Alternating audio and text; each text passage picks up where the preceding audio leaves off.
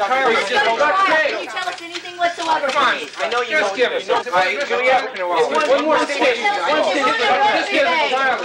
Welcome back to the Two Dudes Talk Music YouTube channel. I am the Reverend Raph. This is Kyle, aka the Beer Buddy, and we are here with our mates Nick and Jay from Suffer the EVENUE, and it is time for the quick question quarter.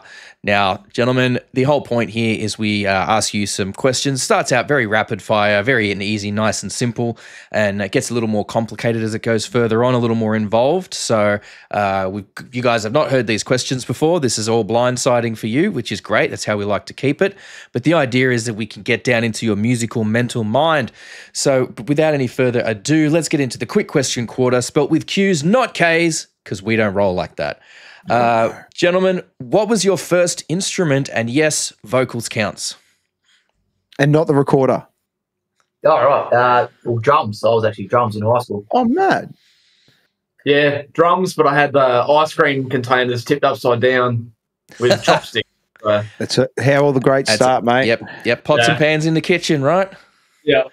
What was the first album that you purchased? Oh, mate, this is going to make me look like a fucking... All right. No shame. There's no shame here.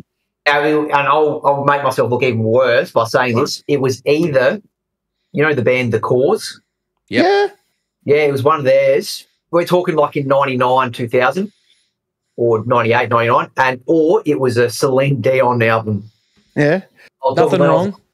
When I was didn't the Cause have that song "Make Me Breakfast"? How's it go? Didn't they? Come on, make my. Oh no, that was a piss take. That was a piss take. Yeah, sorry. That is the album. Breathless. Oh shit. That's the album. It was either that one or it was Celine Dion, the one where it's like, "It's the way it is."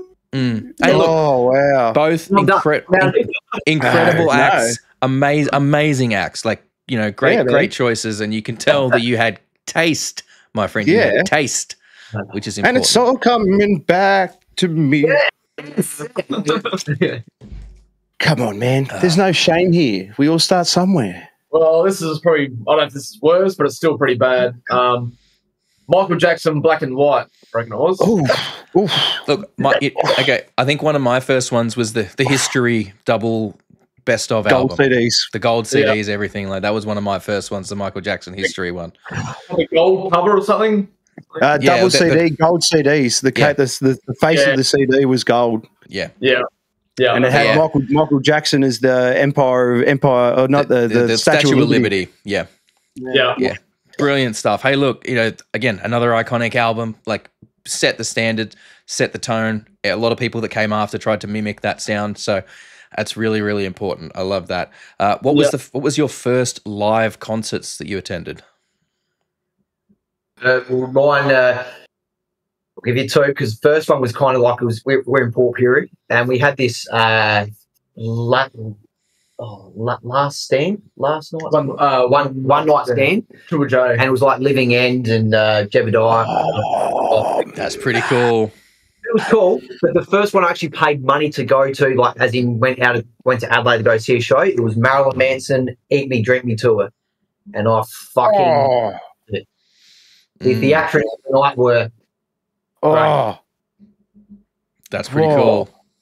Yeah. Grandma took me to Silverchair Neon Ballroom tour. That was right. That was in cool. I don't know, like August '99, I think it was. And I had Placebo was second. Oh man. Yeah. Better than mine. And Pre-Shrunk opened. So I was there fucking 15 years old with my grandma, but it was still pretty cool. Hey, grandma coming in clutch. Props to grandma. That's awesome. What's an instrument you've always wanted to learn but haven't yet? The violin. I tried it once. I bought one off wasn't Temu, but back in the day, whatever the Temu version of that was. And harder than I thought, man. It was freaking hard as shit. Mm-hmm. Like you're doing this, and the upstroke sounds different than the downstroke, like different keys. and it just blew my mind. Like, nah, fuck this, stick to drums. So, mine's a piano. I've got a keyboard at home, and I've taken keyboard lessons or piano lessons, I should say, and I play a bit, but I just never sit down for long enough. Like, I've got ADHD, and I might spend a week here and there, sweet, but then I just get out of sync, and then I don't touch it for months and then. But I love it. I love keyboards, pianos. Oh, it's great. There's so much potential there. I mean, other than dabbling on my dad's acoustic guitar from the very, very odd occasion, piano is the first instrument that I ever learned properly. And it's so, like, to this day, like, I have 5 solid years of it because I was doing it for, my year 11 and 12 music classes and everything, and I dropped it cold after that.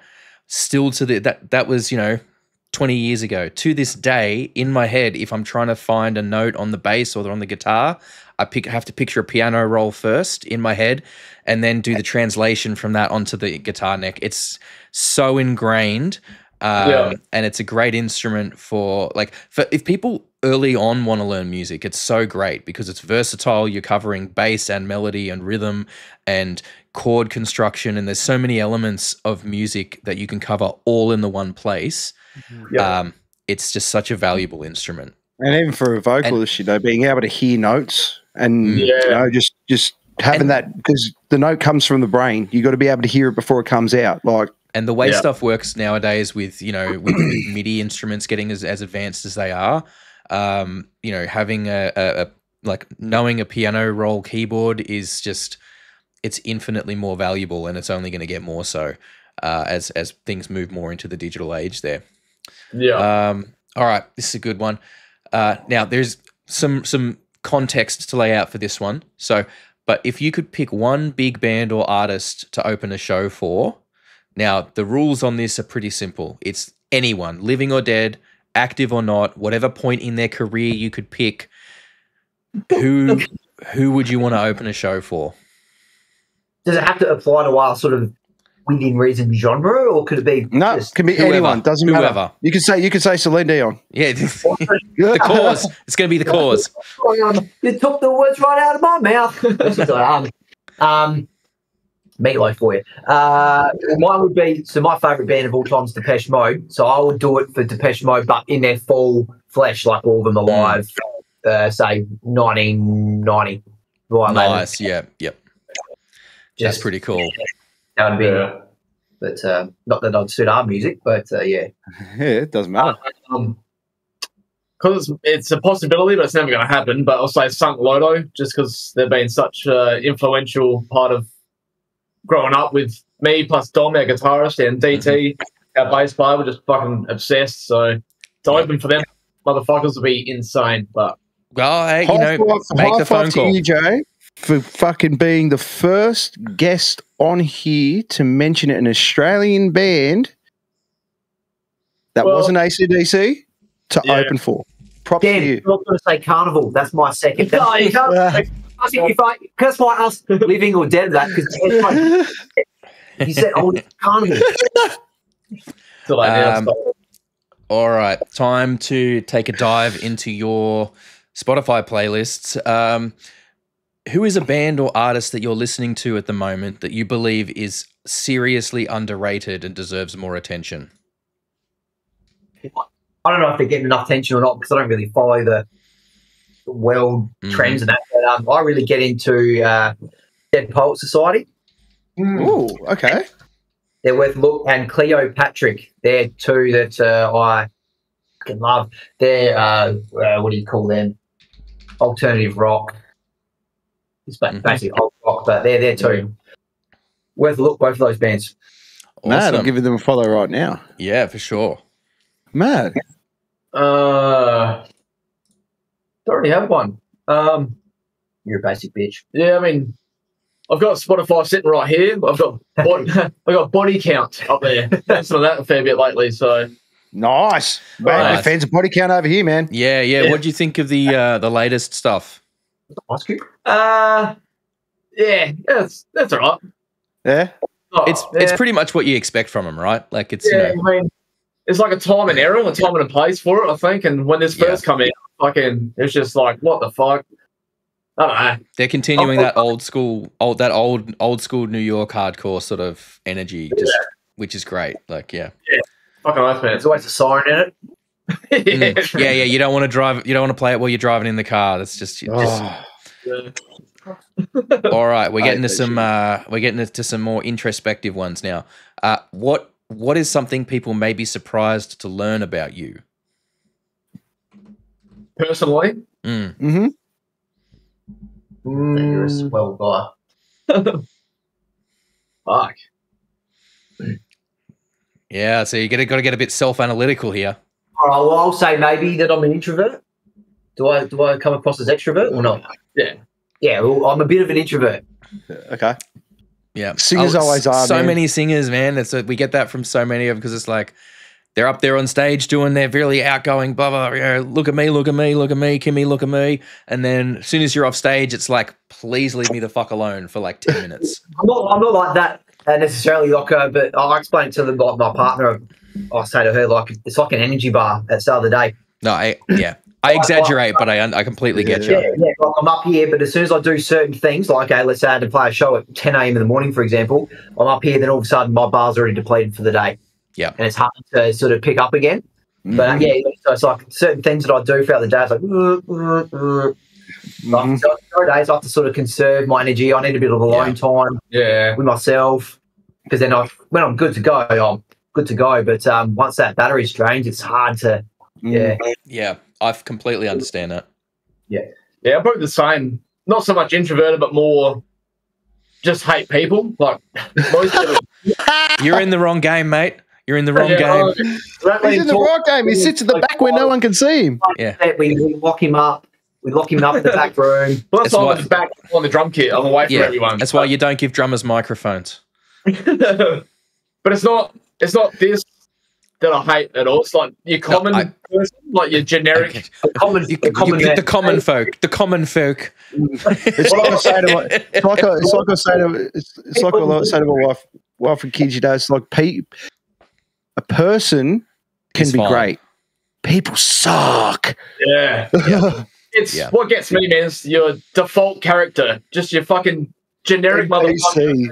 No charisma, nothing about them. They're just Monday to Friday, fucking, I'm just a generic motherfucker sheep. I hate that shit, man. Like, be yourself. Man. And people who conform just to be part of a group, like, just be your fucking self, man.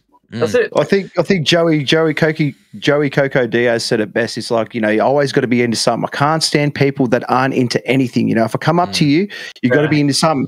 Even if that's heroines and sucking toes. Come on, dog, I'm doing that with you. Let's do something. The only thing worse than a generic motherfucker that has no interests or personality are the people that make hating shit their whole personality. Oh, yeah. Their whole thing is like they're defined by like they make their whole definition of who they are is like, I hate the popular thing. Yeah. They are the worst. It's okay. They are so insufferable. Right. Last question. Really time to dig deep and do some self-reflection here. We mentioned to you guys at the start of our session today that, you know, I am the Reverend Raph. I am indeed. Reverend is an official legal title which I hold. I am an ordained minister. So with that in mind, it is confession time. What is your worst music sin? You can interpret that question however you would like. What is your worst music sin? Pardon? Didn't you say that before? Celine Dion? No, it'd be, I still listen to Britney Spears on occasions. You are forgiven. That's nothing. That's fine. You got to give him some Harold Lemmys. Yeah, okay.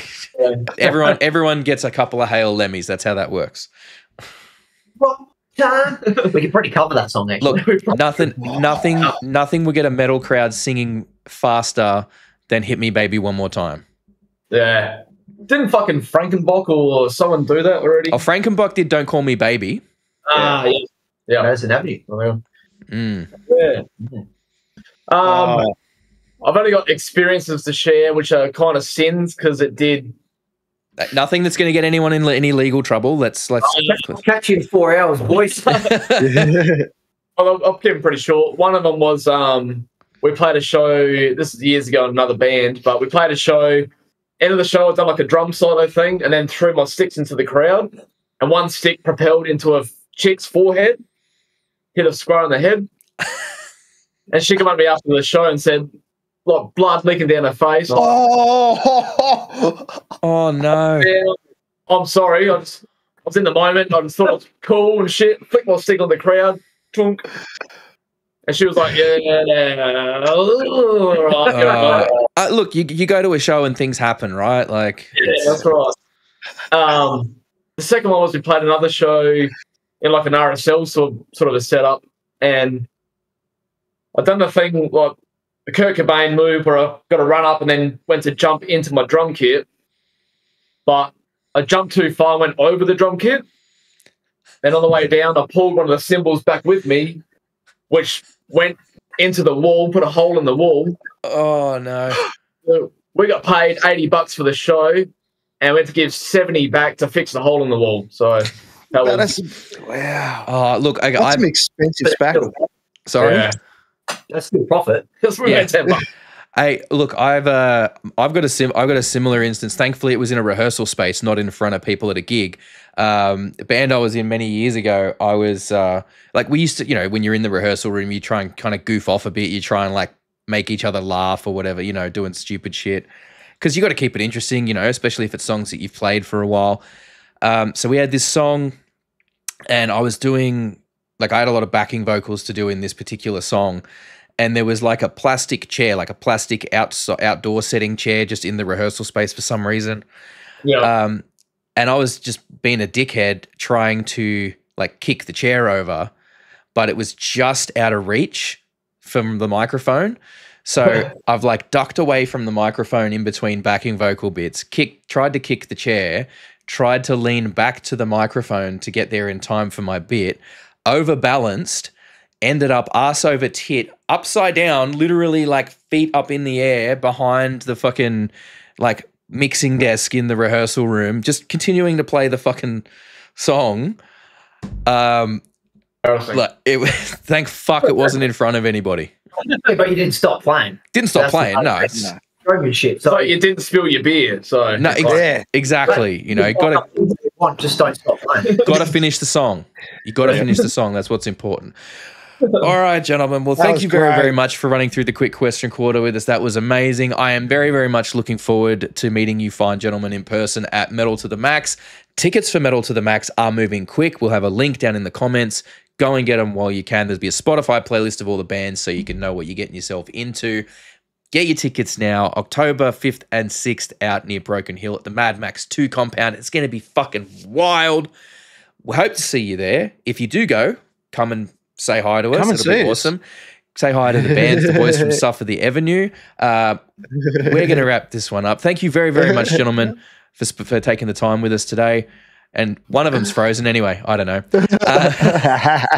I have been the Reverend Raph. This has been the Beer Buddy Kyle. Our guests have been Nick and Jay from Suffer the Avenue. And we'll catch you legends later. Take care of yourselves.